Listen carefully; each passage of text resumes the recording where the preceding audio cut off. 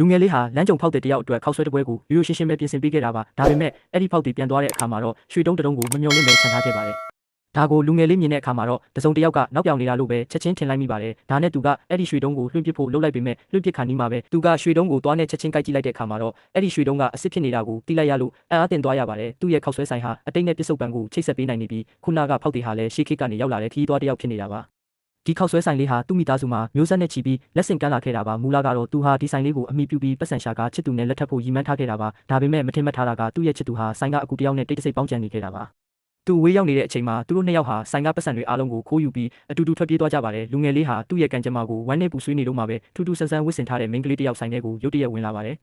ဆိုင်ထဲဝင်လာတာနဲ့သူကအရက်နဲ့အသားပေးဖို့တောင်းဆိုပါတယ်သူ့ရဲ့ထူးဆန်းတဲ့အပြုအမူတွေကိုကြည့်ပြီးလူငယ်လေးကတော့ဒီမိန်းကလေးဟာစိတ်မနှံ့ဘူးလို့ပဲကောက်ချက်ချလိုက်ပါတယ်သူပြောတဲ့အရက်ကလည်းရာစုနှစ်ပေါင်းများစွာကတည်းကပျောက်ကွယ်သွားပြီဖြစ်တယ်လို့သူ့ဆိုင်မှာကလည်းတာမန်အမဲသားပဲရှိတာပါ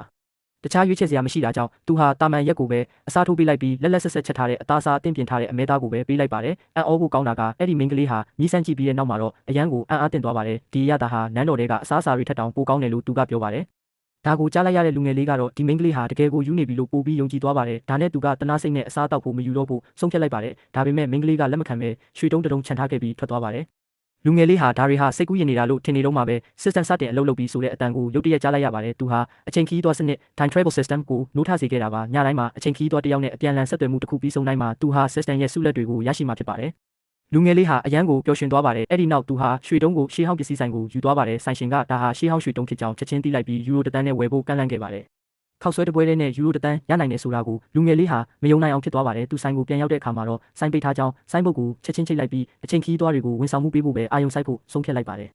ဒါပေမဲ့သူဟာမနက်ကနေညအထိစောင့်နေပေမဲ့ဖောက်တဲ့တယောက်မှရောက်မလာပါဘူးသူအိတ်တော့မဲ့အချိန်ကြာမှအဝတ်ကျန်းတွေဝတ်ထားတဲ့အဖိုးအိုတယောက်ဆိုင်ထဲကိုရုတ်တရက်ဝင်လာပါတယ်လူငယ်လေးဟာသူဟာပညာရှိတယောက်ဖြစ်မှန်းသိလိုက်တာကြောင့်အစားအစာကိုအသေးချပြင်ဆင်ပေးခဲ့ပါတယ်မျောလင့်ထားတဲ့အတိုင်းပဲအဖိုးအိုဟာစားပြီးတဲ့နောက်မှာအရန်ကိုချီးကျူးပါတယ်စားလို့ပြီးတဲ့အခါမှာတော့လူငယ်လေးဟာပတ်စံရှင်းဖို့သွားလိုက်ပေမဲ့အဖိုးအိုကတော့အားနာနေတဲ့ပုံစံဖြစ်နေပါတယ်သူဟာအခုတလောအခြေအနေမကောင်းတာကြောင့်ပတ်စံမပေးနိုင်ဘူးလို့ရှင်းပြပါတယ်လူငယ်လေးအနေနဲ့စိတ်မရှိဘူးဆိုရင်သူ့ရဲ့လက်ရည်လှပကြီးကားတစ်ချက်ကိုပေးချင်တယ်လို့ပြောပါတယ်လူငယ်လေးဟာဆက်စုကျင်စိတ်နဲ့ပကြီးကားကိုဖွင့်ကြည့်လိုက်တဲ့အခါမှာတော့ရှေးခေတ်ဝင်ကြီးချုပ်တယောက်ရဲ့အမိတစိတ်ကိုတွေ့လိုက်ရလို့အံ့ဩသွားပါတယ်ဒီဝင်ကြီးချုပ်ဟာစာပေပညာမှာတင်မကပဲရှုခင်းပကြီးကားတွေမှာလည်းနာမည်ကြီးသူပါလူငယ်လေးဟာဒီလောက်တန်ဖိုးကြီးတဲ့လက်ဆောင်ကိုယူဖို့အားနာတာကြောင့်ကျေးဇူးတင်တဲ့အနေနဲ့မုတ်တက်တာတစ်လုံးပြန်ပေးလိုက်ပါတယ်အဖိုးအိုကလည်းလူငယ်လေးရဲ့ရိုးသားမှုကိုအရန်သဘောကျသွားပါတယ်သူမထွက်သွားခင်မှာသူ့ရဲ့ရက်တောင်ကိုစပွဲပေါ်မှာတိတ်တဆိတ်ခြံထားခဲ့ပါတယ်လူငယ်လေးဟာဒီရက်တောင်ကတန်ဖိုးရှိမှန်းသိတာကြောင့်နောက်တစ်နေ့မှာရှေးဟောင်းပစ္စည်းဆိုင်ကိုယူသွားပါတယ်အဲ့ဒီမှာရှေးဟောင်းပစ္စည်းကျွမ်းကျင်သူတွေရောက်နေကြပါတယ်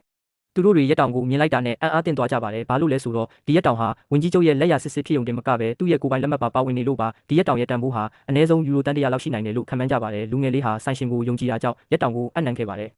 အဲ့ဒီညမှာတော့လူငယ်လေးဟာခောက်ဆွဲတွေကိုစောစောချက်ပြီးဖောက်တယ်တွေကိုကြိုးဆိုဖို့ပြင်ဆင်ထားပါတယ်ဒါပေမဲ့မထင်မှတ်ပဲရောက်လာတာကတော့အရင်ကမိန်းကလေးဖြစ်ပြီးသူကလူငယ်လေးကိုမြင်တာနဲ့ဓာတ်နဲ့လဲပင်ကိုချိန်လိုက်ပါတယ်